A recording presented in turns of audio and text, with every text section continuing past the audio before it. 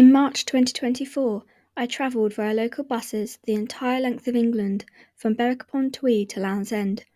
I arrived into Land's End on the 26th of March, which is the awareness day for epilepsy, and known to many as Purple Day. People are encouraged to wear purple to raise awareness of the condition.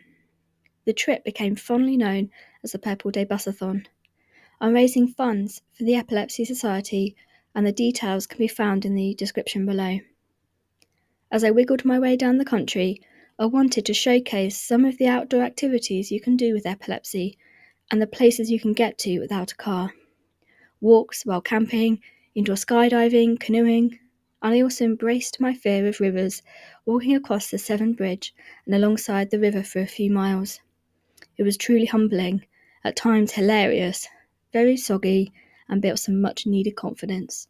Anyhow, this is how it all went down.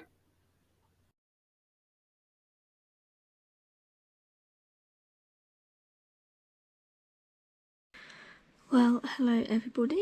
I am currently trying to keep my voice down just because other people might be asleep in other rooms. It's about 8:30, so well and truly time to be getting out the door. The bus leaves at 9:30. It's about a 5 to 10 minute walk away, so I've got about 50 minutes to pack up and leave. So probably about 9:15. So that's really quite a later start than yesterday. However, I slept about 3 hours. I did not sleep well at all. And I woke up at about 6:30 and I just felt so rough. And like I just wanted to be back home and just wondering how on earth I was going to get through the next few weeks. I think the ME and fibromyalgia is proper on form at the minute, but I'm incredibly proud of myself for keeping on top of a bit of routine. So I've been doing my exercises on my sleep mat, just stretchy ones, nothing too exciting. I haven't even done a plank this morning just because I thought that'd save a bit of energy. I'm kind of relying on the fact that I've been doing some strength building in the lead up to this trip, so if I get to carry on some of that, great, because obviously I'm not going to be able to do a wall sit in the middle of the moor unless there's a nice big rock. So I've kind of accepted that I'm not going to be able to do every exercise that I would normally do in a day, which isn't very much at all, but it's routine, isn't it? It's trying to keep up with a bit of routine whilst I'm out. But I feel like I'm up to date as I can be. I'm a little bit stressed, I think, about fitting everything in my rucksack because thus far I've had a separate day sack that I've been using. So yeah, wish me luck with that. But if it comes to it, I'll just have to carry something or find some other solution. And I'm also trying to work out what layers to put on, because I'm not sure how it's going to be on the moors. So it's just a lot of the usual kind of logistical, not so fun parts. But if I get these logistical, not so fun parts right, it means that it will be a lot more enjoyable, I think. So I know that actually, although I feel pretty groggy and rough at the minute, it would feel an awful lot worse if I was disorganised and had no idea about anything that I was doing. So I think the effort is definitely paying off. It's just, it would be nice if I just felt a bit more brighter so I could actually enjoy things a bit more. But I think I will perk up a bit once I'm on the bus. And also I'm travelling down through the Lake District. Can't remember the bus number. I think it's the 555 or the 550, something like that. And that takes me down to, I want to say Kendal, and then on to further south to Settle. So that's where I'm going to end up at lunchtime. That's the plan for today. Get everything into this rucksack as tidy as possible. I don't like having loads of attachments on the outside. I prefer it all to be tidy. And then aim to get to Settle. the only other thing to really mention is I found these nice plasters that bend around my feet. So I've got a blister plaster here, but on the edge there is a blister that had actually formed, and so I've managed to weave this plaster, and it's really well stuck on, so I'm really hoping that will protect the hot spot that was forming here, and it's not sore now, but it rubs when I'm walking down hills, and then protects this little blister that's developed here. And I'm just wondering how many plasters I'm going to end up with on this foot by the end. And oh my word, look, you can see all the chaos of my kit. It's organised chaos is all I can say. I've kind of put things in little piles. And don't look too hard. I don't like the fact it's untidy. But hey, I've got to live with it, haven't I? But yeah, time to get going, I think. And but yeah, I thought I'd show you my feet just so you can see, well, this is what it was like towards the beginning of the trip. Let's see what it's like by the end.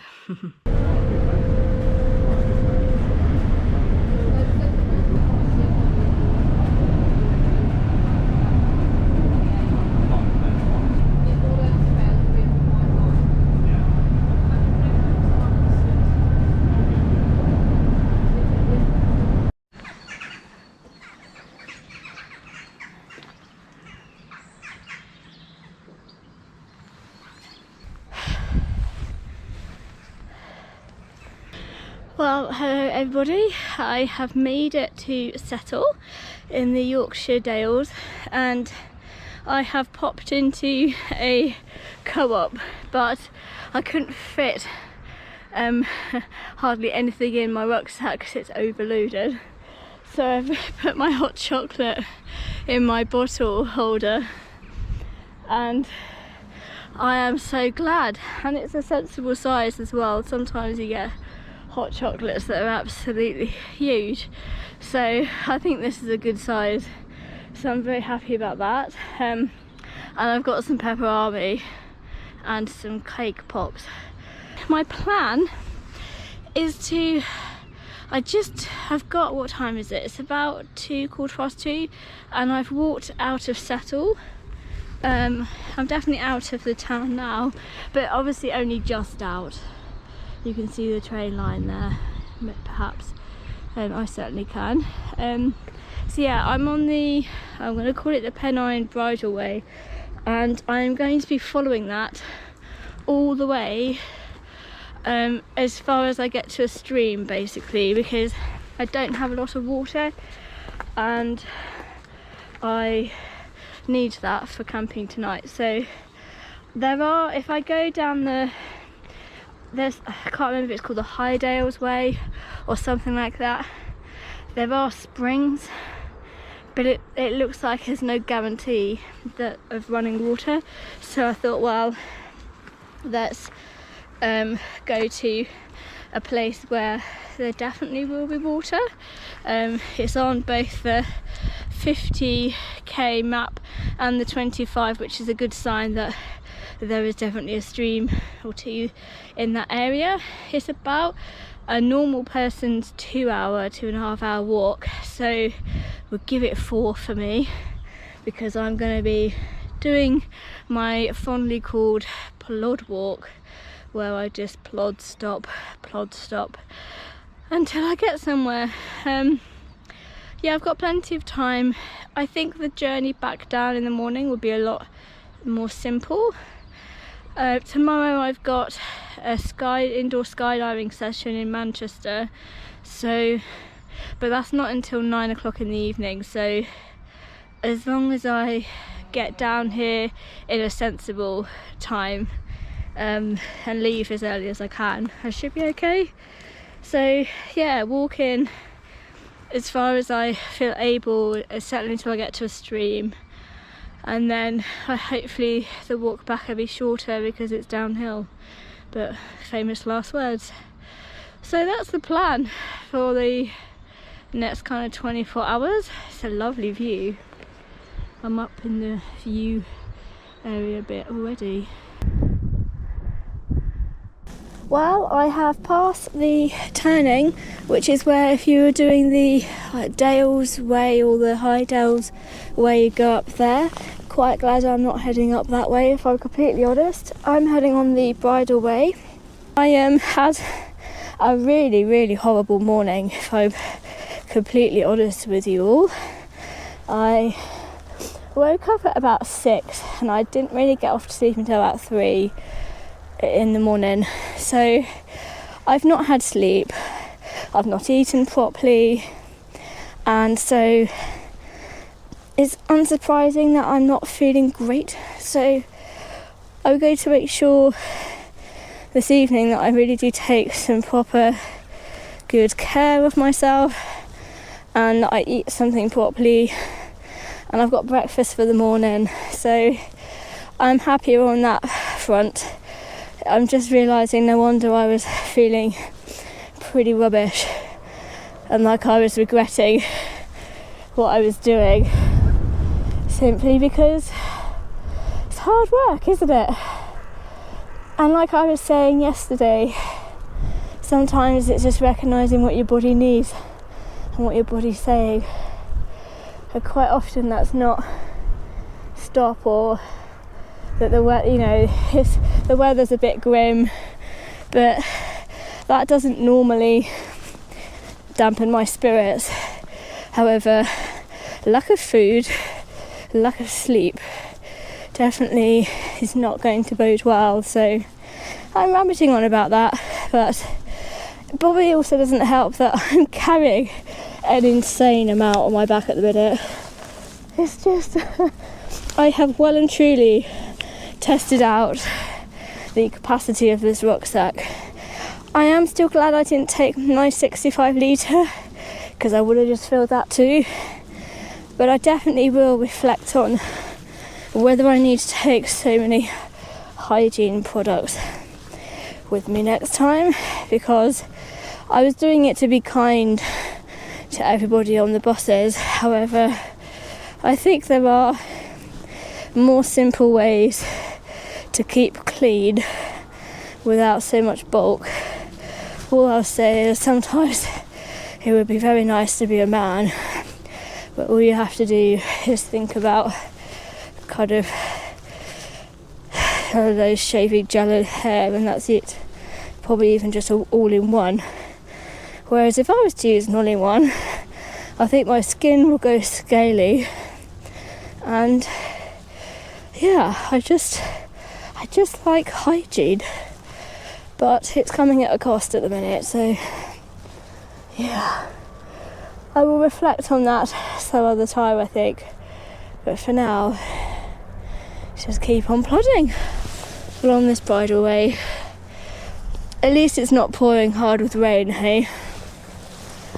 Yeah, miserable, but you can see the sun coming out, so I shouldn't really grumble. It's just on the bus in, it did look pretty grim, so I'm expecting anything and everything today. See what the Yorkshire Dales has to give me. Be kind, please. Yeah. So I am slightly amused because after saying, I don't want to go down the Dales highway, I have somehow taken a wrong turning, and look where I am. I'm supposed to be going that way, clearly missed the turning and just followed the path up. So it looks like I'm going to be following the Dales highway until I get to here, and then walking along the bottom of the cliffs, and then having to walk up. Yeah. So, okay, so it's only there that I've got to walk up to. So, yes. I don't think it's actually going to be much longer or shorter, actually. It's just not quite what I had in mind. Oh well. So as you could hear from the last clip, my audio was going rapidly downhill and it then cut off altogether. So I wanted to include this because it was such a lovely view, and I really particularly liked this little outcrop where I was thinking about having a nice wild camp, and I was having the time of my life. The mornings make me completely come alive, and I thought I can't miss this bit out because after the morning I'd had, I really needed a pick me up, and this was it.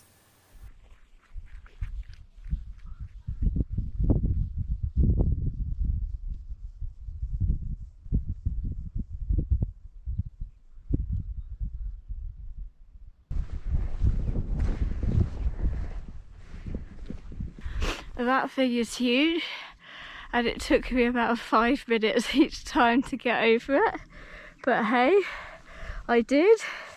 But I did manage to snap my mic, so I don't know how that happened, but I think I'm gonna have problems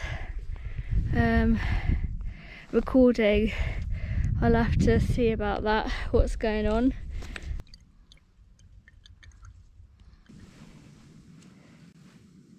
I'm just gonna drink some of this water that's just been boiled, just to see if it actually tastes like water.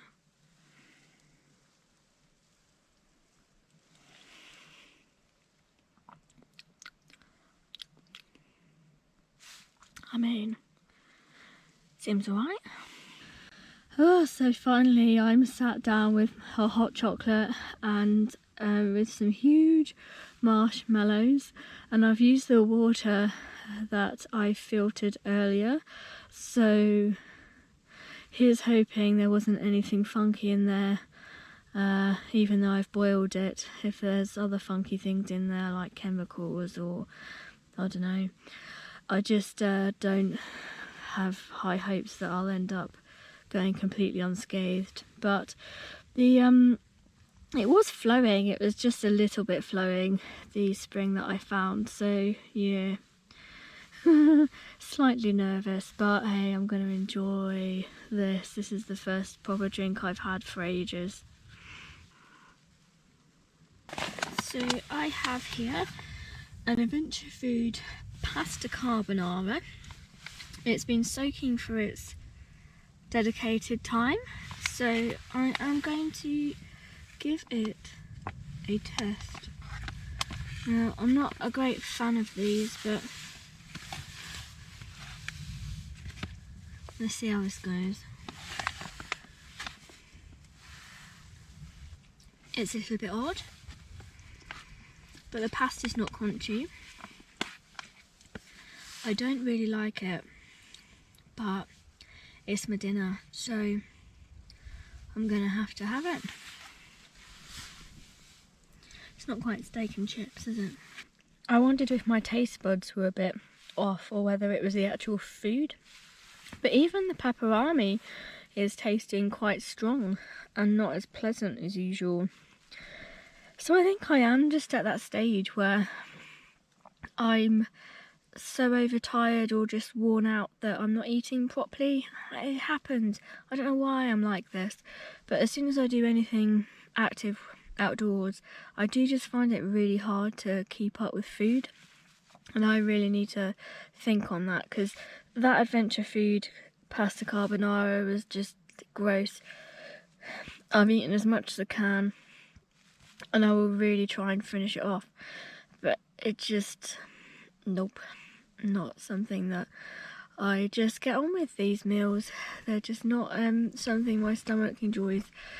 But I'll have to just keep on working at trying different ones and try different solutions. But I wonder if I'm the only one that just finds these tent meal things gross.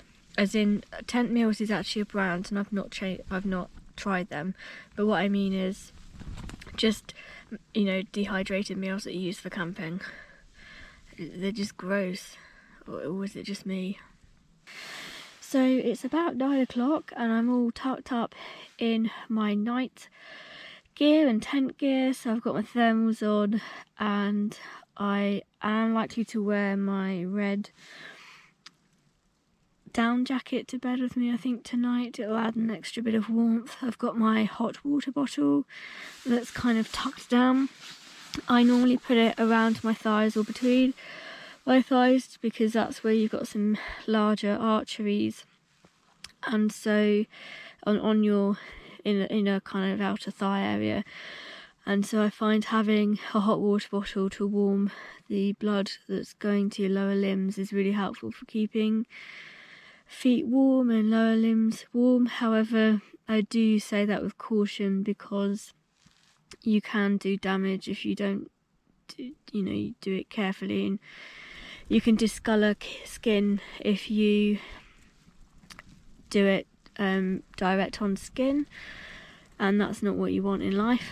And so yeah, you just have to do it carefully, but I do find it's the best way to keep my feet warm, rather than trying to actually put big thick socks on and feet warmers and stuff. I actually just find a hot water bottle, even on my stomach or something around mid-body area, really helps keep the whole body kind of warm. So yeah, and that's a big old spiel on hot water bottles, isn't it? But I am glad that I got it. I think this is definitely keeping me warmer than the other night where I came back from walk and was struggling to warm up. I've no idea what I will be like when it's 4 o'clock in the morning. I'm hoping the sleeping bag and my layers will keep me warm. I did take my temperature and it was like 36.7, so it's absolutely fine. So I definitely am not having any issues keeping body heat in equilibrium, so I'm happy with that at the minute.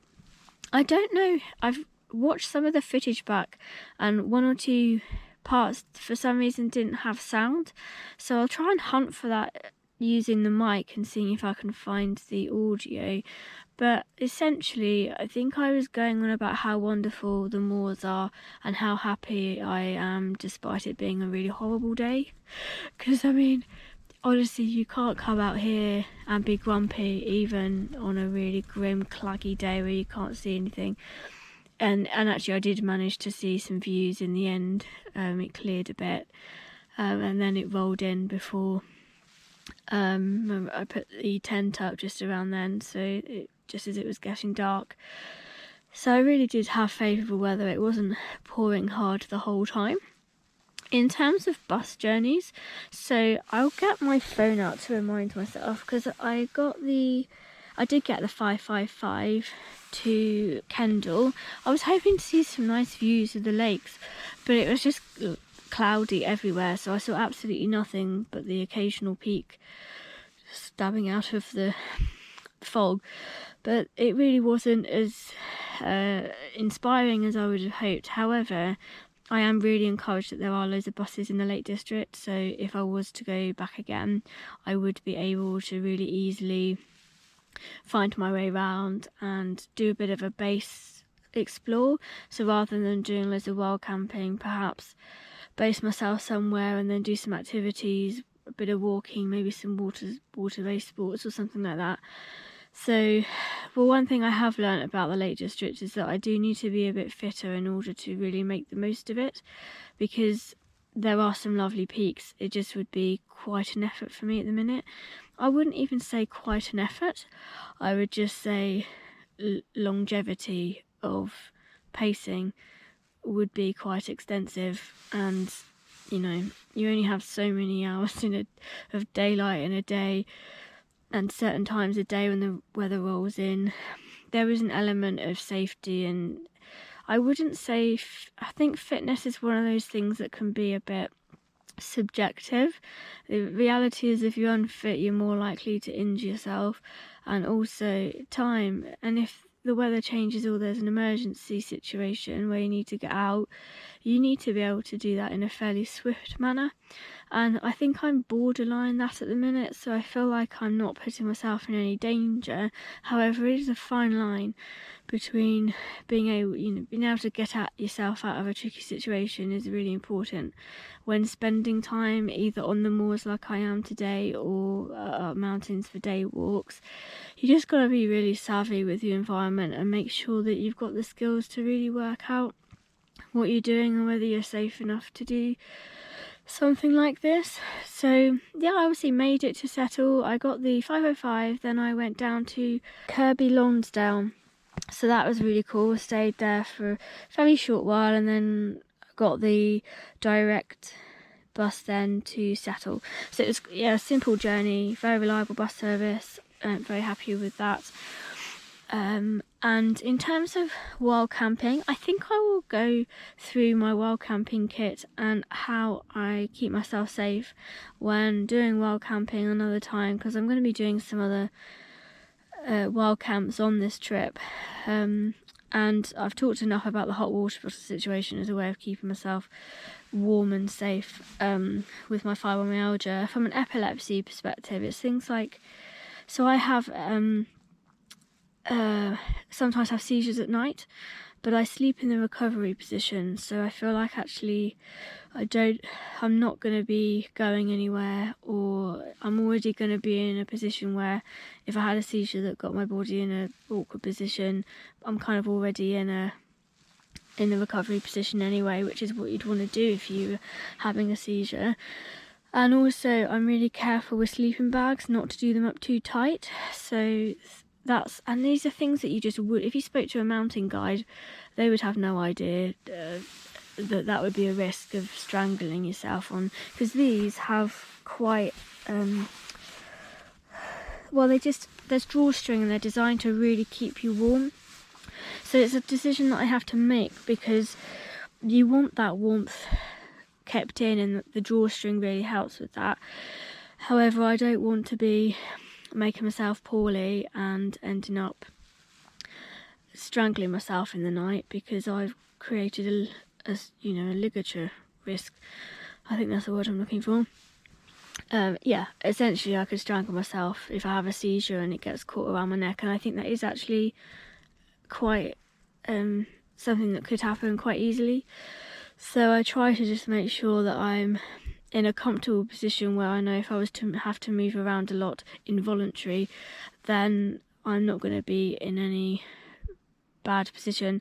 And it just means that I'm really cautious about exposure, because I'd like to think that I'm pretty savvy with layering up and things, but if I was to come off this sleep mat that I'm on, the cold floor would really start to sap the energy out of me and the heat, and if I'm not doing great after a seizure for like half an hour, that's the kind of time that you can start to develop hypothermia. So the risk is probably quite small, to be honest, being that I've got a camp mat and stuff, and if I did have a seizure, I don't even know if I would fall off my sleep mat. But the reason why I'm quite hot on this is because I can't stop my nighttime seizures. During the day, if I feel a bit off, I can just take my emergency medication, and I've never had a seizure while I've been doing something.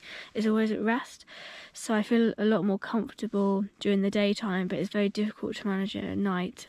Just when I wake up as well, sometimes I can have a seizure then.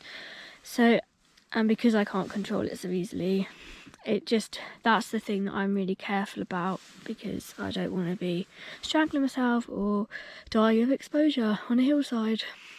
So, and I'm not being melodramatic. I think there's just some things that are risky, and I think going solo while camping is pretty risky anyway, let alone if you've got health conditions. It's just being very self-aware and going, okay, what's needed to manage this? And I feel like the things that manage the risk for me are quite simple.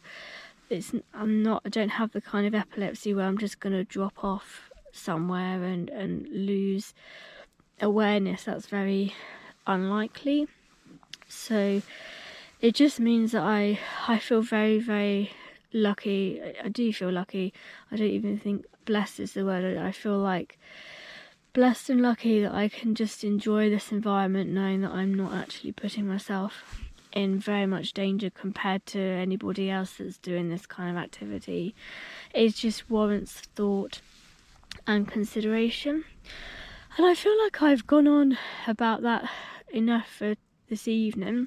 So yeah, my plan is to just try and head off and get some sleep. I do have my ME chart to fill in.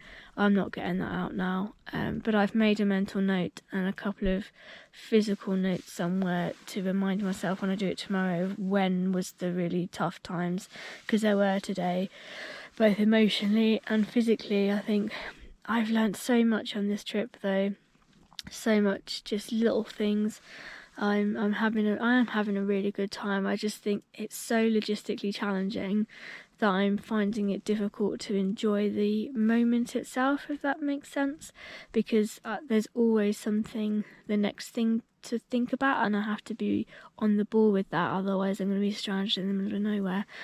So it's requiring quite a lot of mental energy. So it's just trying to work out how I can make sure I'm living in the moment and take at least some time in the day where I just really appreciate what I'm doing. And it may even be that it'll be, in the week that I get back home, that I suddenly go, blimey, I can't believe I just did all that. So yeah, I think there's so much crammed in that, and it's not, I don't feel there is a lot crammed in really in the great scheme of things, but it's just for me this has been a challenge on absolutely every kind of facet, whether it's financially, time, just planning, the logistics, mentally, emotionally, and trying to juggle health conditions at the same time. But I wouldn't have it any other way. I just think sometimes you do just have to, I don't know, put yourself out there a little bit. And I think I've spent a lot of time kind of cooped up a bit over the last year, and you forget to talk to how to talk to people, and it's just really important to get out as much as you can, I think. And this has been a real good launch pad, I think, into future adventures, because I'm learning all those little niggle things of how you pack your bag, and the annoyance of where you put your tent in your bag, and how you're going to pack up in the rain. If your tent is in an awkward position, you have to get everything out to put the tent in, and it's pouring with rain. Just all these little things.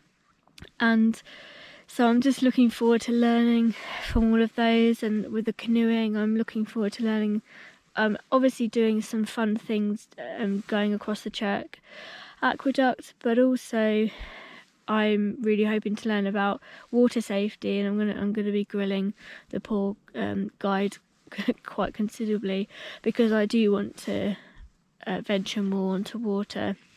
I'm quite scared of water, actually. I don't really talk about it very much, but I had a traumatic experience about a decade ago.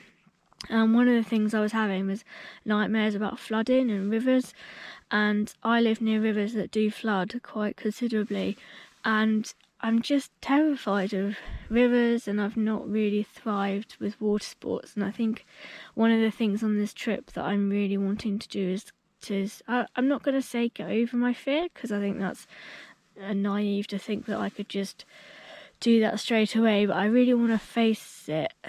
And I've come to a stage where I'm comfortable with being uncomfortable, and realising the difference between actually what's causing me immediate danger and what's just mildly uncomfortable. And feelings are one of those things where you kind of just have to process them. So I don't really know what to expect, but I'm just looking forward to becoming more confident on water, because I think that will open up some other doors for adventures, especially doing pack rafting in Scotland. That's on my bucket list, and I really do want to pack raft across the Llanglonglan Aqueduct. So I'm doing the Chirk one this trip, but I would just love to get more confident and add that to my bow. And I'm not getting over, but I'm embracing my fear of the River Severn by walking over the bridge near Chepstow.